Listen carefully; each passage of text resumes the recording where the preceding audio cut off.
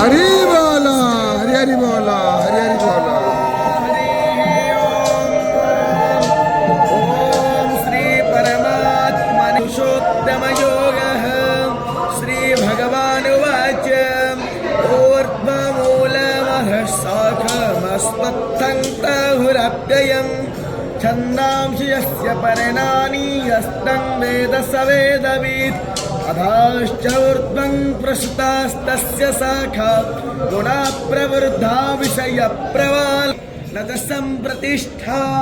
अस्मत्थमेनं सुविरूढमूलमसङ्गशस्त्रे न दृढेन चित्वाम् तथा पदं तत्परिमाकितव्यं यस्मिन् गता न निवर्तन्ति भूयः ते सूर्यो न शशाङ्को न पावकः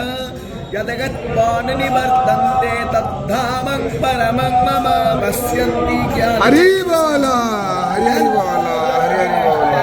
पश्यन्तात्मानवस्थितं यत्वा प्राकृतात्मानो न पश्यन्ति चेतसः यदा विश्वं गतं तेजो जगद्भासयतेऽखिलं यच्छन्द्रामसि यच्चाग्नो तत्तेजो विद्यमामगं गावा विश्वजहोतानि धारयामि हमोजसा पुष्णामि चौषधि सर्वासो भूत्वा रसात्मकः अहं वैश्वानरो भूत्वा प्राणिनां देहमाश्रितः प्राणपानसमायुक्ता वचमन्यं चतुर्विधा सर्वाश्च जाहं हृदि सन्निविष्टो मतः स्मृतिज्ञानपपोहनं च वेदैश्चैव च चरस्सर्वाणि भूतानि तस्थोक्षर उच्यते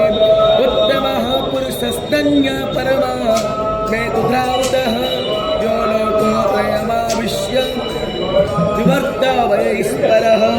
यस्मात् खरमतीतो मक्षरादविचुत्तमः अतस्मै लोकवेदै च प्रथितः पुरुषोत्तमं